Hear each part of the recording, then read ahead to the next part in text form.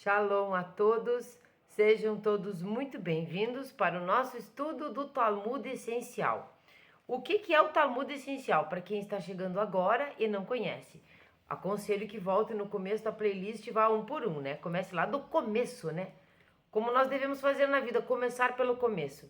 O Talmud Essencial do Rabino Adin Steinsaltz, este aqui, é um livro direcionado para aquele público que deseja conhecer o Talmud, quer saber o que tem dentro do Talmud, como era a estrutura, o conteúdo, como era a página mesmo do Talmud, ou melhor, como é, né? Porque existe, mas como foi feito, o que significa Tosafot, onde onde estão os comentários do Rashi e tudo mais. E principalmente do que se trata o Talmud. Do que o Talmud vem falar? Nós sabemos que o Talmud é a lei oral. Então, Moshe Rabbeinu recebeu de Deus no Monte Sinai a Torá escrita, mas também recebeu a Torá oral, como também recebeu aquela Torá mais esotérica que se chama Kabbalah, que todos tanto gostam e querem saber. Tudo ele recebeu no Sinai, mas como é que os sábios colocaram isso no papel para que nós pudéssemos entender o que estava lá na Torá? Porque a Torá são palavras humanas para explicar, para falar sobre os ordenamentos, sobre as palavras divinas. Então nós não temos condições, assim como eles não tinham condições de entender ipsis literis. Então se precisou fazer uma lei oral. Mas onde entra o Talmud aí? O Talmud é uma discussão entre as academias. Primeiro nós temos a Mishnah, que ficaram discutindo sobre os assuntos, e houve um medo que isso se perdesse. Depois a Guemará. A Guemará é a mesma coisa que Talmud, tá? Vamos entender isso. Ficaram com medo que isso se perdesse, essa tradição oral de ensinar o que lá estava querendo dizer. Então eles interpretaram as leis, não teria como saber o que é um tefilim, não teria como saber exatamente os porquês, vamos dizer assim, da pureza, da impureza e todas essas coisas. Não teria como se compreender isso simplesmente lendo. Então eles estudaram muito, eles discutiram muito, eles trocaram muitas ideias. E aí foram então compilando aos poucos o Talmud, colocando essas ideias, essas interpretações da Mishnah e da Gemara para o Talmud, né? Então, o que o Talmud essencial quer nos trazer aqui?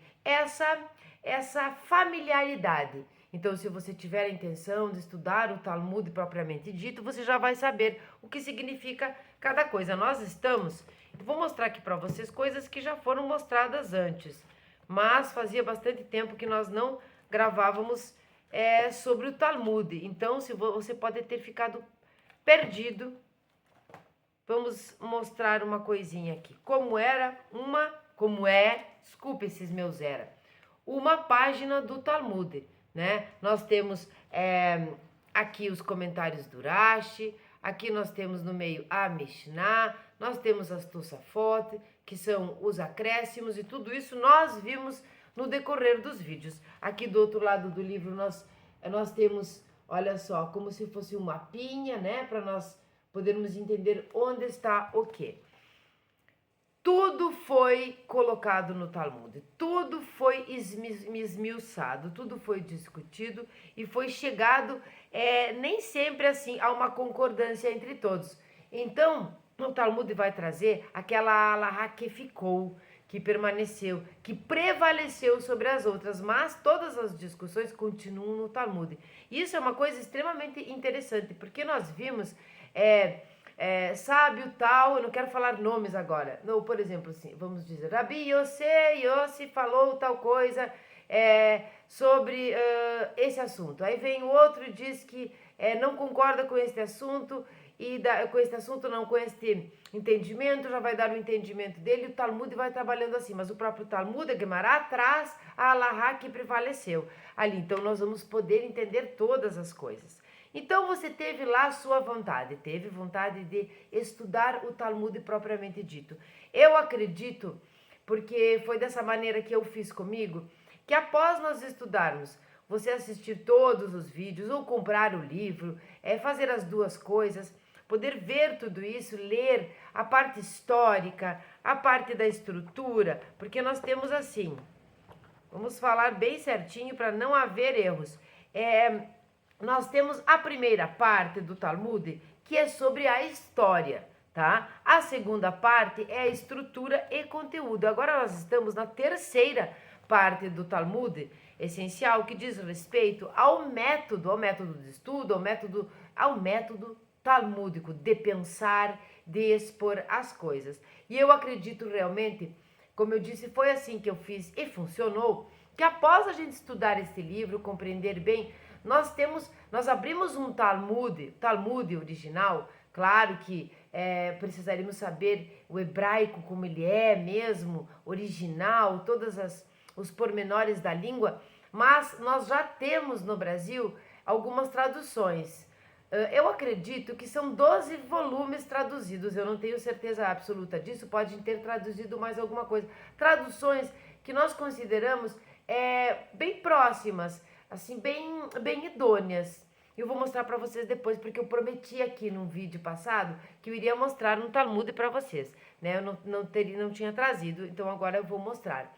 Então, eu entendo que ao abrir o Talmud, propriamente dito, nós ficamos mais familiarizados após esse estudo aqui. Sabemos onde estão as Tosafot, sabemos onde está o que o Urashi disse, sabemos do que se trata. Vamos buscar propriamente um tratado determinado que queremos estudar, um mais ou menos, ou queremos estudar todos, ou queremos simplesmente ler. Se você não tem esta base do Talmud essencial, que foi extremamente importante, do Rabino Adin Staunsaltz, nós não conseguimos nos encontrar no Talmud e fica uma coisa perdida, porque eram realmente grandes sábios e discutindo entre grandes sábios. Então eles sabiam uns com os outros, eles se entendiam, mas nós não entendemos nada. Então, quando nós temos a base do Talmud essencial, nós conseguimos com certeza pegar o Talmud e entender, né? Entender do que se estão falando e principalmente do que se trata o Talmud, que essa é a parte mais importante. Me detenho neste tratado porque quero saber sobre este assunto. Por exemplo, as brahot, que são as bênçãos. Vamos entender tudo. Que horário faz o Shema? Por que faz esse horário e não faz o outro? Se todo mundo pensou da mesma maneira? Quantas vezes que sabe? Se temos que ler o parágrafo todo. Enfim, aqui nós vamos entender o Talmud. Como o nosso estudo é um estudo direcionado para aprendermos juntos sobre o que nós, como Bnei Noah, né, os Benoah e as Bat Noah, né, a filha de Noé, filho de Noé, os filhos de Noah, Bnei Noah, o nosso intuito aqui é justamente conhecermos e aos poucos irmos nos aprofundando da maneira que nós quisermos.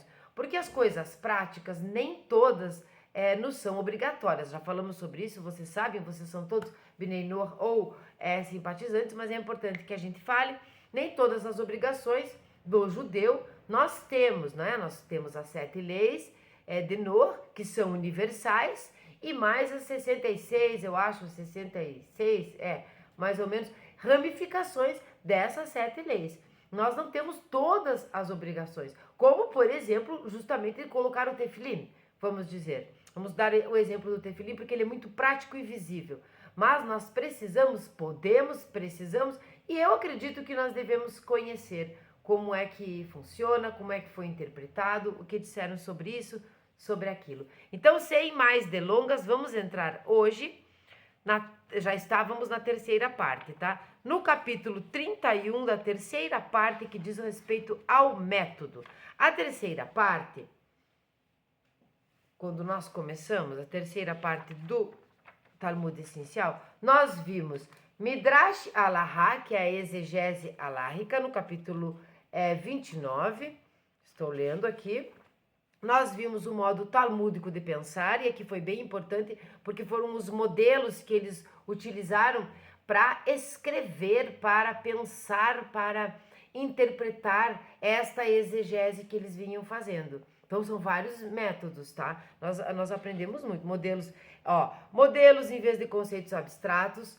Já sabemos que o Talmud procura não ficar na abstração, mas mostrar, fazer analogias, ter um modelo concreto. Aqui no modelo concreto, nós podemos entender muito bem, se nós tivermos um pouco de base, entendermos um pouquinho sobre o direito mesmo brasileiro, que são aquelas súmulas vinculantes, aquilo que um fato parecido que vincula aquele que nós estamos estudando ou tratando, né, num processo, assim como a jurisprudência, que significa aqueles processos que já passaram transitado em julgado, já foram julgados e são muito semelhantes a outros, então nós podemos usar, ou coisas da vida prática, método muito importante do Talmud. Então, agora no capítulo 31, nós vamos falar de problemas estranhos e bizarros. Vou beber uma água. Baruch atah Adonai Eloheinu melech haolam, she'akol nihya b'dvaro.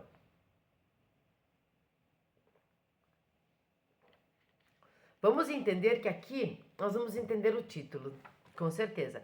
Problemas estranhos e bizarros. Por que estranhos e bizarros? Nós vamos ver. Tudo era discutido. Tudo era abordado. Se está na Torá, merece ser estudado, ponto final. Então nós vamos estudar. É assim que eles pensavam, graças a Deus. Graças a Deus, porque temos os pormenores de todas as coisas que possíveis de acontecer e até mesmo aquelas que nos parecem impossíveis de acontecer. Vamos começar. Hoje, lembrando a todos vocês, não sei se disse Boker Tov, se disse Shalom, então Shalom Boker Tov a todos vocês. Hoje é dia 23 de Tammuz, de 5.784. Por isso, no final, nós vamos ler o Salmo 23. Eu digo isso já de antemão, no começo do vídeo, para que vocês fiquem até o fim e acompanhem o Salmo 23. É um salmo muito importante e é um dos salmos que, na primeira frase do salmo, ele já é muito, muito deturpado. Eu gosto muito de ler o Salmo 23 aqui no canal. Vamos lá, problemas estranhos e bizarros. A familiaridade com os métodos talmúdicos básicos favorece a nossa compreensão de fenômenos aparentemente incompreensíveis. Já entendemos aqui a familiaridade com os métodos. Vimos os métodos no capítulo 30. Se você não viu, volta lá no 30, reveja os métodos, que é o que vai nos dar a familiaridade dos pensamentos, né? Para a nossa compreensão dos fenômenos aparentemente incompreensíveis. As questões bizarras e estranhas, eu gostei deste título, confesso, que às vezes aí se debatem. Os problemas que o Talmud esclarece com grande minuciosidade e seriedade são em grande proporção de interesse prático e prosaico, questões básicas sem cuja solução é impossível resolver certos aspectos da vida. Mas o Talmud também se refere às questões extremamente improváveis, raras e até impossíveis de acontecer na vida cotidiana. Em algumas que podem não ser totalmente irreais, mas parecem absurdas, porque detalhes de importância tão infinitesimal são discutidos com uma gravidade fora de qualquer proporção com sua significação. Não sei, talvez vocês não lembrem, mas podem voltar os vídeos, mas eu vou relembrá-los aqui, que nós falamos sobre aquele caso da conversão, né? A conversão de um Benei Noah, de um homem ao judaísmo.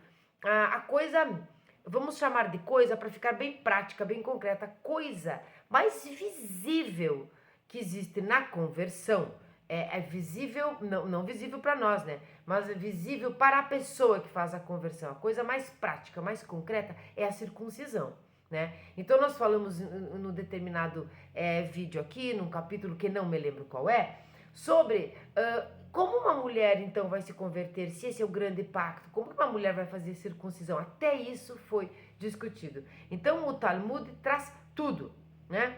Tudo que existe está na Torá, porque a Torá é a Torá de Hashem, é a Torá de Deus, é a lei de Hashem. Mas tudo que está na Torá foi discutido no Talmud, foi trazido no Talmud de maneira concreta, de maneira prática, a que nós pudéssemos compreender para poder executar, para poder cumprir os serviços, cumprir os preceitos. Os conhecedores dos padrões de pensamento do Talmud têm consciência de que nele quase não se encontra uma questão abstrata. Como eu disse, eles não se detiveram nas abstrações, mas buscaram modelos. mesmo para aquelas coisas que eram abstratas. Foi buscado o modelo o máximo que puderam, destinado a elucidar um problema básico. Algumas questões desse tipo podem ser insolúveis dentro do texto talmúdico, mas, ao procurar uma resposta, o estudioso apresenta certo caso, um modelo, com a ajuda do qual tenta esclarecer a natureza do problema. Existe outro argumento a favor dessas discussões. Como o Talmud, em geral, não se preocupa primariamente com a aplicação prática, aplica-se um peso igual a quase todos os problemas. Então não importa se parece impossível, não importa se é um assassinato, é uma coisa grandiosa. Ah, mas é um furto de uma ovelha. Ah, mas é uma blasfêmia. Não importa, todas as coisas têm o mesmo valor aqui, tá? Na hora da discussão, na hora de fazer, de colocar no Talmud. O que conta não é a necessidade urgente de uma solução, mas o interesse intrínseco da questão. Assim, pouco importaria nos círculos rabínicos a alegação de que um problema é irreal.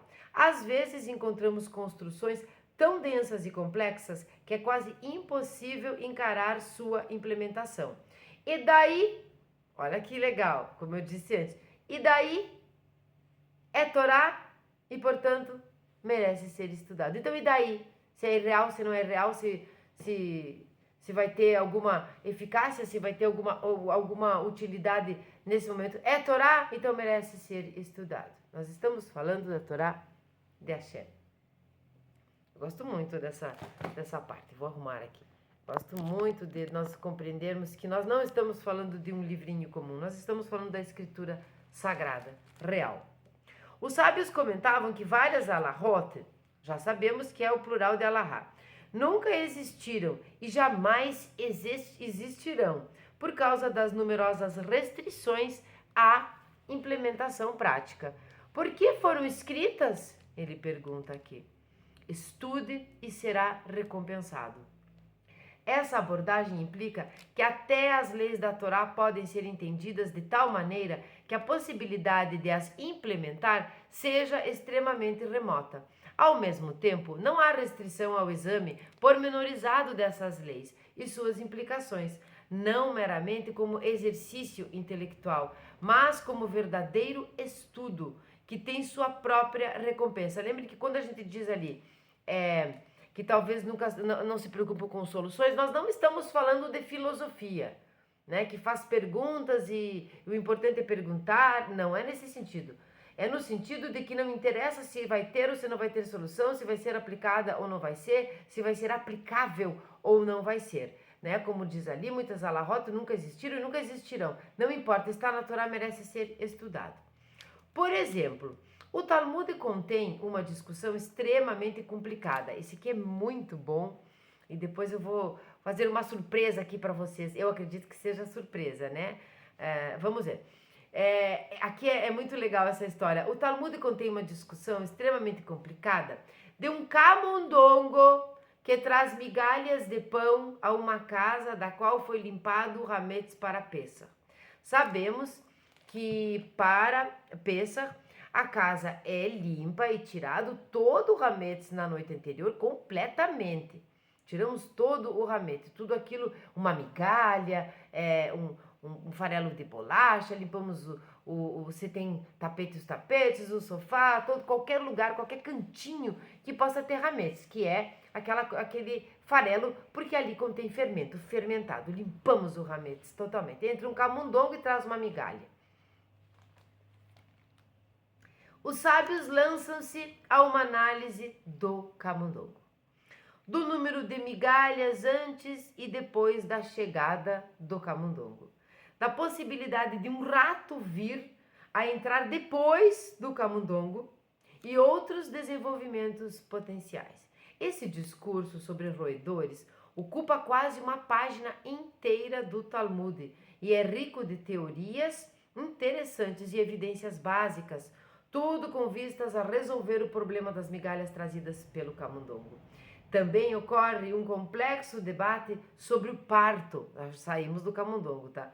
Relacionado aos direitos de primogenitura, no correr do qual os sábios ponderam o problema do embrião transferido de um útero a outro, barriga de aluguel.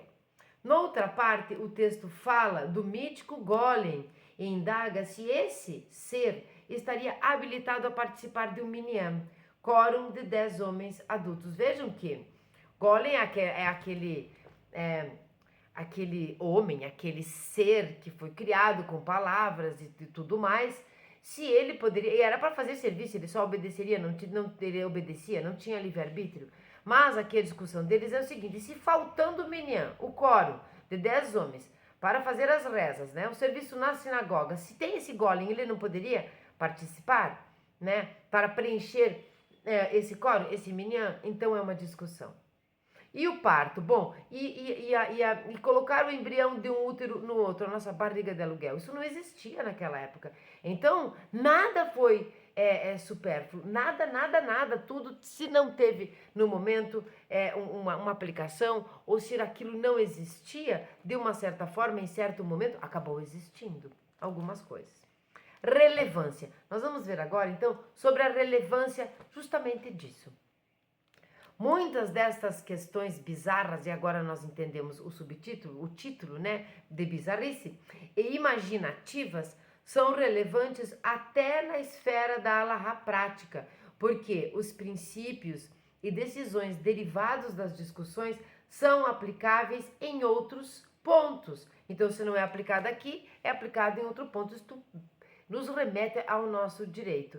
Algumas semelhanças entre os casos, você pode usar aquele caso como exemplo e tudo mais, para reforçar a sua petição, juízo e tudo mais, seu processo.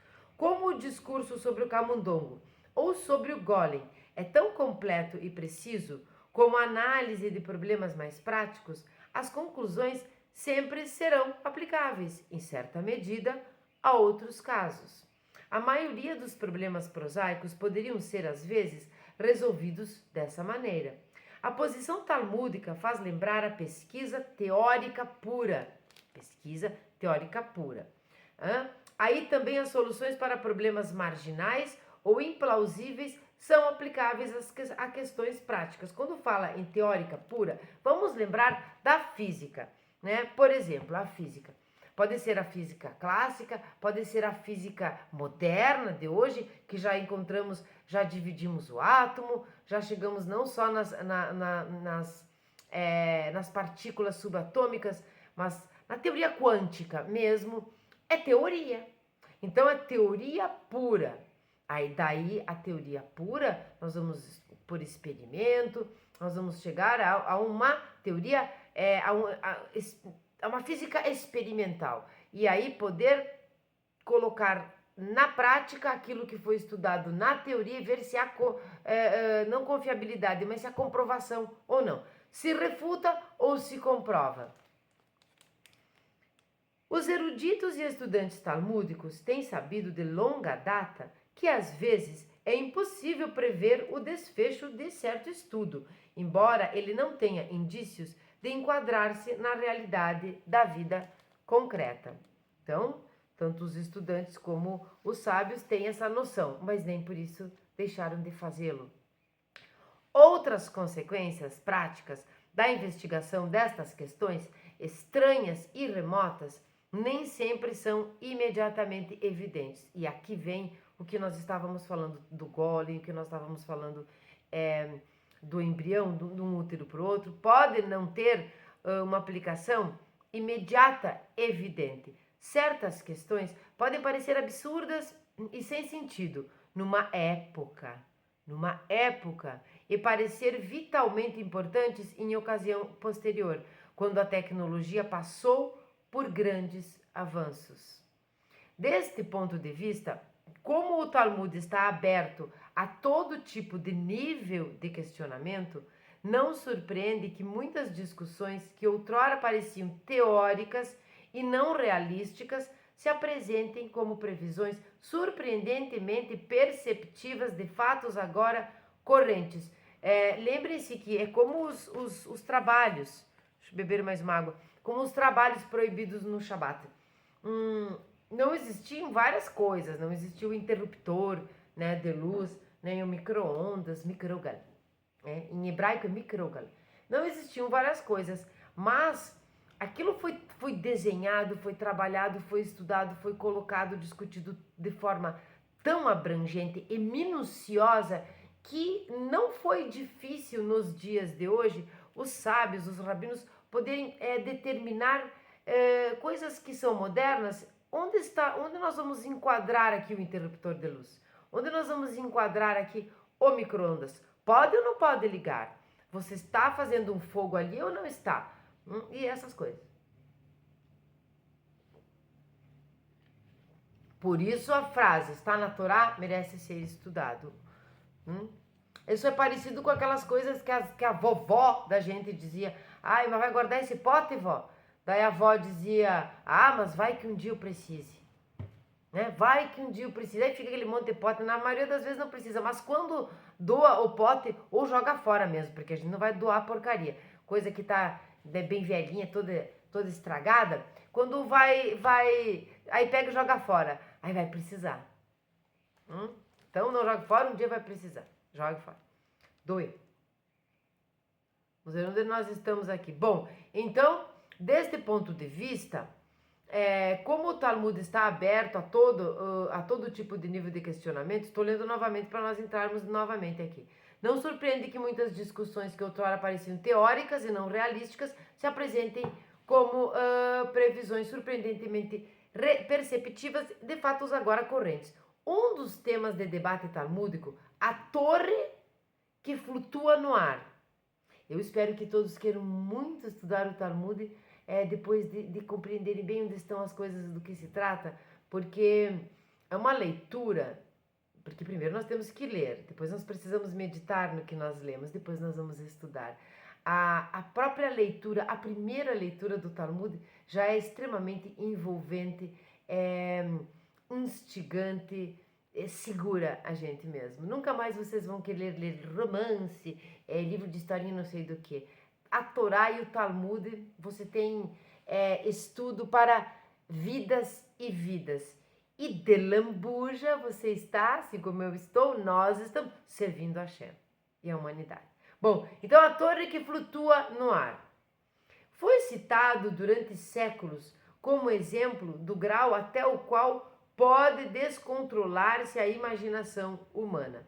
Os sábios certamente nunca sonharam que certo dia pudessem desenvolver-se métodos mecânicos de construções de torres e fortalezas voadoras. Nem se mostravam particularmente intrigados pelo problema. Mas, dado que um deles veio a levantar a questão do que sucederia se uma torre flutuasse no ar, dispuseram-se entusiasticamente a esclarecer todos os aspectos possíveis do problema, né, do suposto problema. Essas visões não mais parecem remotas e absurdas, e com efeito, a discussão agora nos ajuda a resolver problemas muito reais. Tudo que foi discutido lá atrás. Podem ter mudado os nomes, algumas coisas. Eu sempre repito aqui, Marchev. Marchev é o que eu estou aqui ocupando para poder falar com vocês. O computador. O computador. Não existia computador. Similarmente, os eruditos e codificadores talmúdicos dedicaram considerável atenção à questão da inseminação artificial de mulheres e das consequentes complicações sobre o status legal e moral da mãe e do filho. Foi levantado há uns anos atrás, 20, 30 anos atrás, quando começou esse negócio de barriga de aluguel, por exemplo. Aqui ele está falando da inseminação, mas outrora, ali antes, ele falou sobre de um útero no outro, de quem é o direito, quem é a mãe. A criança que nasce herda, por exemplo, da mãe biológica ou da mãe da barriga de aluguel. Qual é a participação na educação? Como é que isso funciona? O pai onde fica nisso? É pano para manga isso aqui. O debate sobre o golem, então, nas questões importantes... Não, vamos mais para cima. Foram necessários quase 2000 anos para que esse problema, né, da moral de mãe e filho adquirisse uma importância prática, e muitos outros discursos sobre temas que ainda parecem implausíveis podem um dia prover respostas a questões importantes. É o pote que não se joga fora. Um dia você vai ocupar. O Talmud é uma obra inacabada. Assim os sábios dizem, é uma obra inacabada. Pense que talvez, quem sabe, tomara, tudo que está ali um dia nós realmente vamos precisar e vamos ver acontecer coisas e evoluções, seja na tecnologia, seja na moral, na ética do ser humano, e que nós possamos utilizar leis que estão lá, discussões que estão lá e que parecem impossíveis.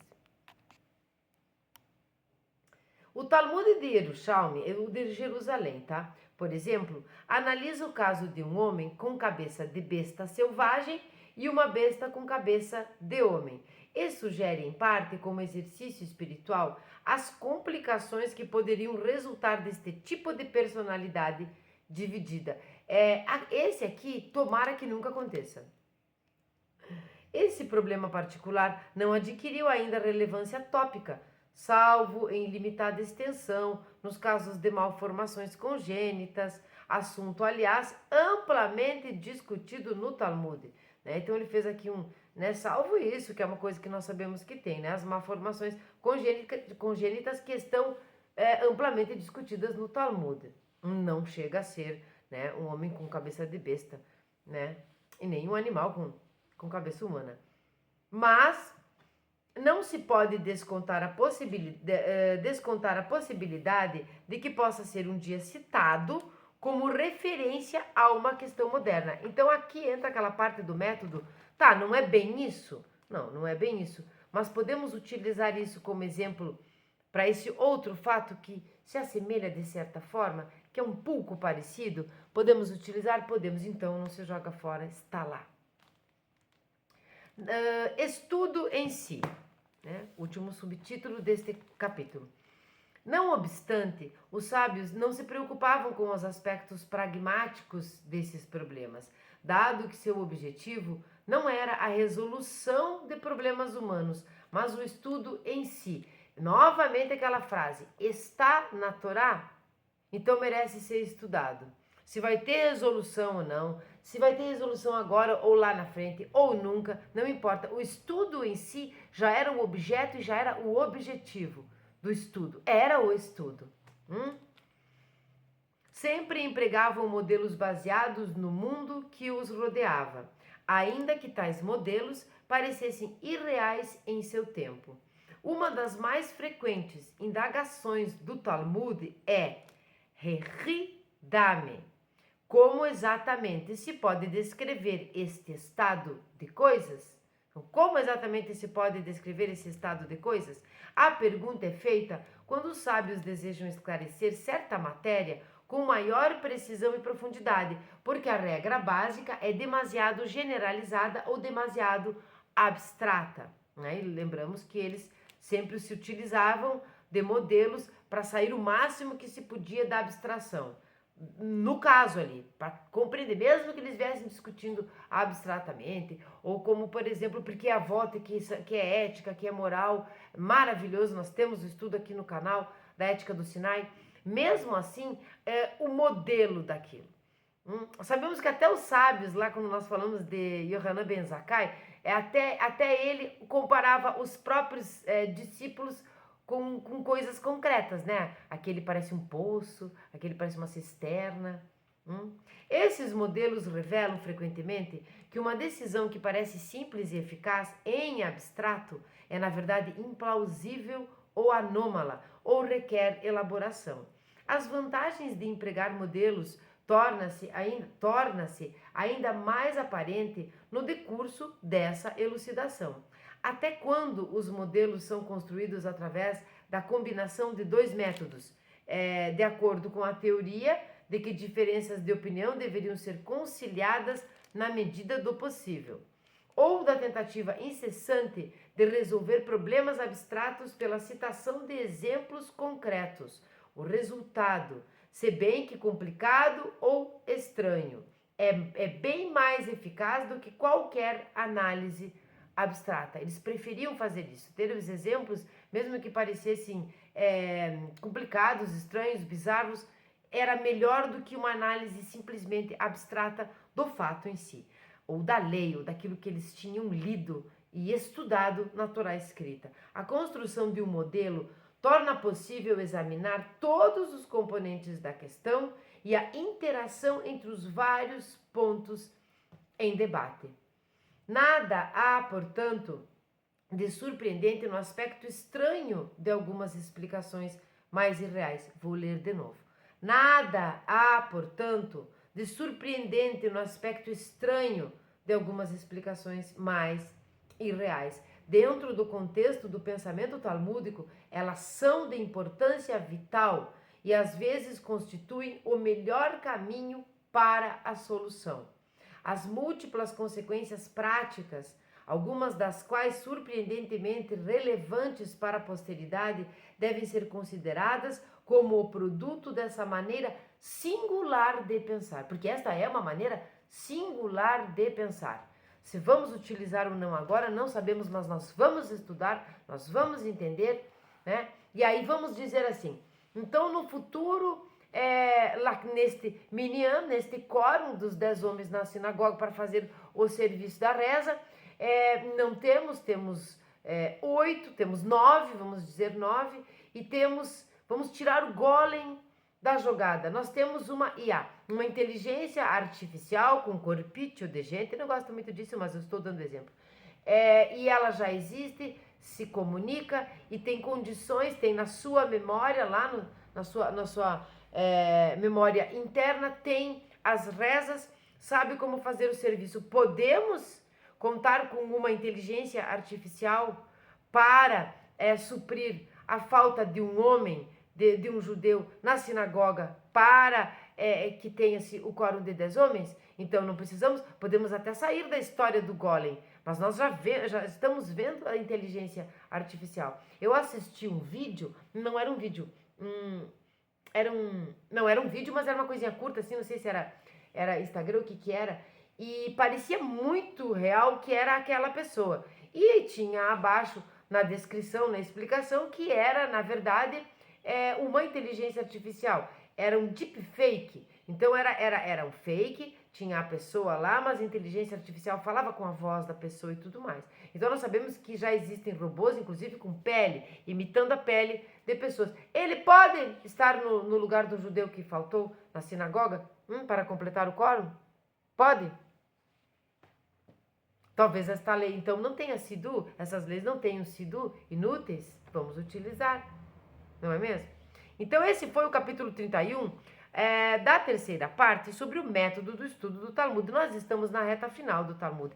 E a minha surpresa, ela é simples, claro, né? Seria bom se fosse assim $1 milhão na sua conta. A minha surpresa é mandar $1 milhão, fazer que nem o Rebbe fazia, dava dólar. Pagava as pessoas em vez de receber delas. Esse é um incentivo muito bom, né? Bom, a minha surpresa é mostrar para vocês um volume do Talmud Bavli. Olha, ele é um livro muito bonito, um livro grande.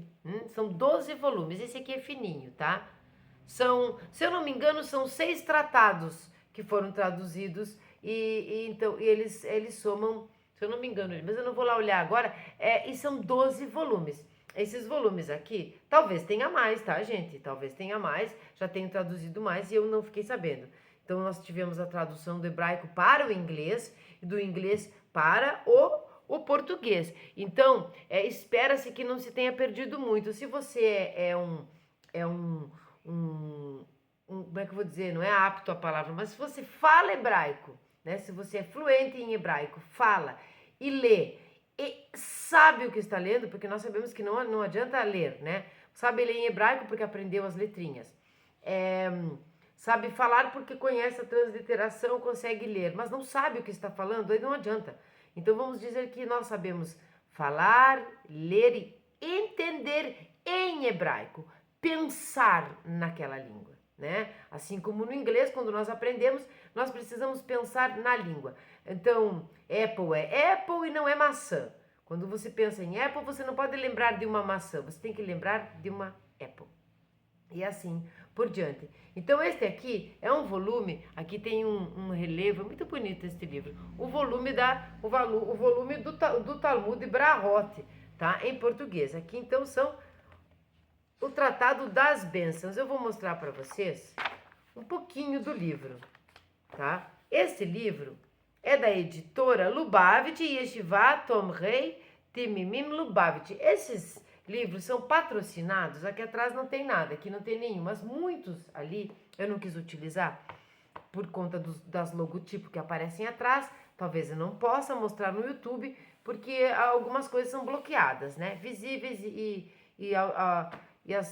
o áudio também, às vezes. Então, muitos, e eu acho, aliás, que todos foram patrocinados ou ajudados por famílias, às vezes até por banqueiros, enfim, por muitas famílias e também pelo governo para que a tradução chegasse aqui. Então nós temos a última tradução, se eu não me engano, que é de 2022, então 22 ou 23, bem nova. Dentro do livro nós vamos ter um guia, olha só, tá? Um guia onde vai mostrar, como eu já mostrei para vocês, a página lá no Talmud Essencial, como é a página do Talmud.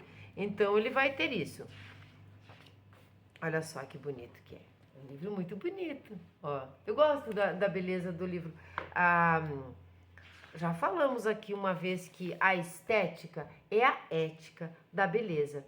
E isso não significa uma pessoa bonita, uma pessoa feia. A estética é aquilo que nos agrada aos olhos, seja feio, seja bonito. É como o poeta que diz que quem ama o feio e bonito lhe parece. Então a estética é muito importante. Eu gosto de pegar o livro, eu gosto de livros, gente. Não gosto muito de PDF, essas coisas. Olha só. Então nós temos aqui o Talmud de um lado, um pouquinho diferente. O básico está aqui, tá? Aliás, ele é muito original, mas algumas coisas não estão. Por exemplo, temos uns numerozinhos aqui do lado, tá? Mas nós temos as Tosafot, nós temos o comentário do Rashi, nós temos a Mishnah onde ela deve estar, está tudo muito, eu não quero dizer parecido, senão vou diminuir, muito igual mesmo. Nós podemos contar com este Talmud.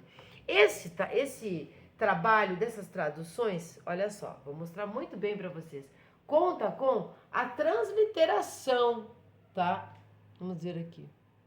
A transliteração, a tradução e aqui embaixo, muitíssimo importante, deixa eu ver se esse aqui tem, as notas de rodapé. Se você pensa que vai ler ali, vai compreender tudo e está tudo bem, de repente você começa, já fiz os vídeos com a Sharon, já sei onde estão as coisas, estou apto a começar a ler o Talmud original e aí se perde todo porque eles discutem muito, fulano disse, ciclano disse e não sei, a nota de rodapé vem e é um bálsamo, notas de rodapé muito importantes essas aqui. Que às vezes tem alguns livros que eu não acho muito importantes. Aqui ficou excelente, excelente. Eu achei esse livro excelente, todos eles, os 12 volumes. Não é a única editora, tá? Se eu não me engano, a editora Sefer também traduziu, mas essa é uma tradução da editora Lubavitch. Agora, eu vou dar uma palhinha aqui, nós estamos em 43 minutos de vídeo. Eu quero ler uma passagem para vocês terem mais vontade ainda de estudar o Talmud. Uma passagem que eu gosto muito. Como eu não posso ler nem a Mishnah, a Gemara, não posso ler o capítulo inteiro, vamos dizer, não tem como, eu vou pegar de uma parte e vocês logo vão entender como é que mais ou menos as coisas estão escritas e como é disposto a rabino tal falou tal coisa. Sem delongas, vamos lá. Uma passagem do Tratado de Brahot. E uma passagem que eu quero que vocês guardem dentro do coração. Vamos ver se é muito longa. Disse Rabi Elazar Baravina, maior é a grandeza do que foi dito sobre o anjo Micael, do que o que foi dito sobre o anjo Gabriel. Pois sobre o anjo Micael está escrito, e voou a mim um dos serafins. Isso está em Yeshayahu 6:6. E sobre o anjo Gabriel está escrito, e o varão Gabriel, é Gabriel, tá? Que havia visto em minha visão ao princípio, um voo, etc. Está em Daniel. Ou seja, o anjo Micael consegue chegar a seu destino em um só voo, enquanto o anjo Gabriel precisa fazer uma parada e 2 voos para alcançar seu destino. Essa é uma interpretação do Rashi, tá? Do Rashi, que está, nós aprendemos que está aqui o comentário do Rashi. A Guemará pergunta, como sabemos que um se refere a Micael? Pois Rabi Elazar parece estar certo de que um dos serafins se refere a Micael. Disse Rabi Yohanan. Essa conclusão vem de e um, pois aqui está escrito, e voou a mim um dos serafins. Também está em Yeshayahu. E lá, em outro lugar, está escrito, e eis que Micael, um dos primeiros sarim são ministros, tudo está escrito aqui, veio em meu auxílio. Daniel. De acordo com o Rabi Yohanan, podemos aprender que se refere a Micael através de um dispositivo semelhante a Gezerah Shavá. Quando ele fala o Gezerah Shavá, ele vai lá numa nota de rodapé e diz Gezerah Shavá é uma das 13 regras. E nós temos ali toda a explicação. Regra hermenêutica, papapá, tá? Então vai ter a nota de rodapé. Ou seja, a similitude de proporção em trechos de 2 textos diferentes. No Midrash, nossos sábios ensinam também que caracteriza algo especial, né, gente? O que reforça a ideia de que Micael era um anjo de importância maior. Além disso, aprendemos numa Braitá que menciona o grau de cada anjo. Guardem isso, parem o vídeo, escrevam isso até vocês terem o Talmud. 2 pontos. Micael, o grau de cada anjo. Micael, em um voo, chega a seu destino. Gabriel, em 2, como vimos acima. Elial, em 4. E o anjo da morte, em 8 voos. Mas, quando há uma praga vinda dos céus, o anjo da morte consegue chegar a qualquer lugar em um único voo, como Micael. Guardaram essa mensagem? Não vamos deixar o anjo da morte permitir o nosso livre-arbítrio todo errado e para que não venham pragas do céu, não é mesmo? Porque senão o voo dele é tão errado como o de Micael e nós não queremos isso. Esse foi o capítulo, então, 31 do método da terceira parte do Talmud essencial do Rabino Adin Staunsalt. E este é o Talmud, livro grande, bom de ler, fácil de pegar, muito caprichado, muito bem traduzido. Fiquei muito feliz quando pude ter os 12 volumes, porque eles foram sendo traduzidos aos poucos, não foram todos juntos. Então, nosso estudo do Talmud essencial. Vamos ler agora o Salmo 23. Se vocês estão gostando, por favor... Opa, fiz uma bobagem aqui, uma bobaja aqui.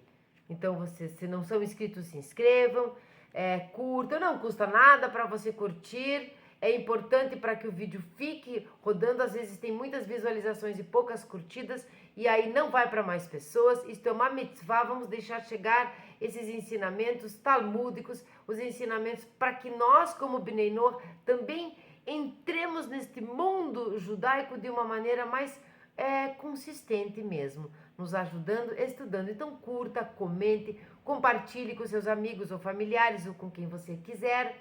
ative o sininho para não perder as notificações. Sejam todos sempre muito bem-vindos. Coloquem nos comentários perguntas, dúvidas, críticas. É sempre a mesma história, só não pode xingar, o resto pode tudo. Vamos fazer o canal crescer, vamos fazer as comunidades de Bnei Noach crescerem. Nunca foi tão importante na história o que está acontecendo agora. O Brasil é o país onde mais número de Bnei Noach tem. Então, vamos ajudar, vamos crescer. Curta, comente, compartilhe, se inscreva no canal. Salmo 23. O Senhor, meu pastor, não faltará. Ele me faz repousar em campos verdejantes, conduz-me a águas tranquilas, restaura minha alma, guia-me por veredas da justiça por amor de seu nome. Ainda que eu siga pelo vale das sombras da morte, nada temerei, pois tu estás comigo. Teu cajado e teu bordão me darão apoio e conforto. Preparas-me uma mesa de delícias na presença de meus inimigos. Unges com óleo minha cabeça, meu cálice transborda. Certamente a bondade e misericórdia me acompanharão por todos os dias de minha existência, e por todo o sempre habitarei na casa de Hashem. Shalom a todos, tenham um ótimo dia.